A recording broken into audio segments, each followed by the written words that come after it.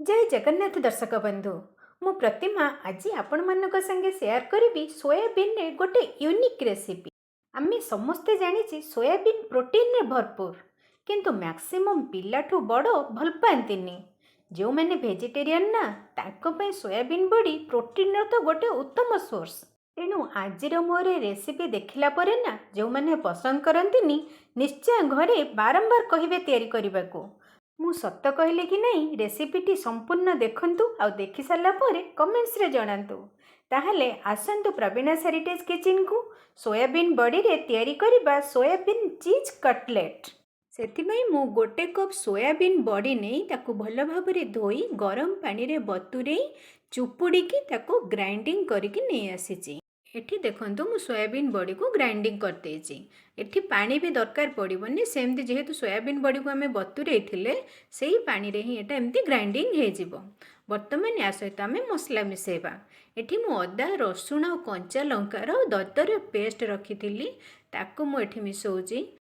ता सहित eighty fresh धनिया पत्र चुन चुन कर काटिकी नहीं गोटे पियाज को चुन चुन कर काटिकी नहीं तापर स्वाद अनुसार लुण रंग टी हलदी दबा आदि एक्सट्रा राग दरकार ताहले सुखला गुंड लंका गुंड आपण पकई पारे आ बांधापी एठी मुझे 2 ରୁ 3 चामच बेसन आ बेसनटा नेले आमर कटलेट बहुत सॉफ्ट हम। आपड़ ये कहे मैदा नवा कि कॉर्नफ्लोर नवा सेटाक चेमेटिया करदब तेणु से बेसन ही नवा।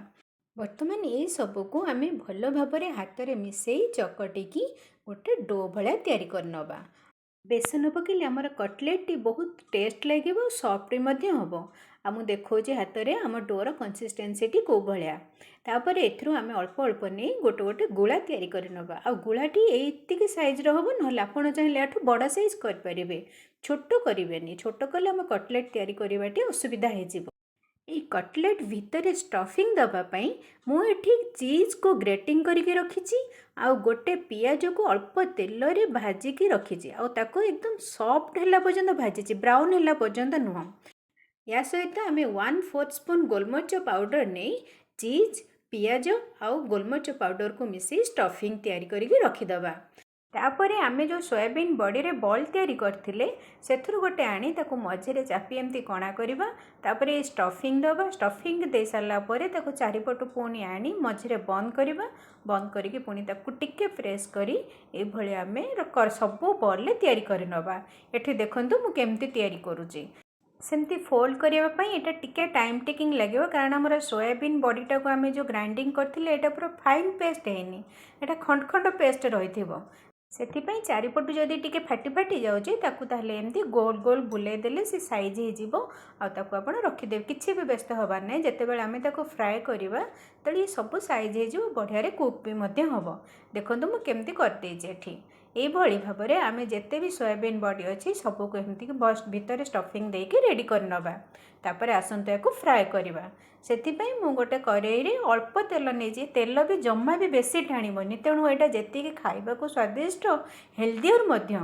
तेल गरम है ये सब को आम गोटे गोटे कर रखा आउ मीडियम फ्लेम रे छाणीबा कारण या जदि बेसी आम तेल देने अल्प तेल देछि हाई फ्लेम देले एटा पोड़ीजिवो तेणु मीडियम फ्लेम रे ताको आम 2 ରୁ 3 मिनिट आग गोटे पट कुक हवा को दबा।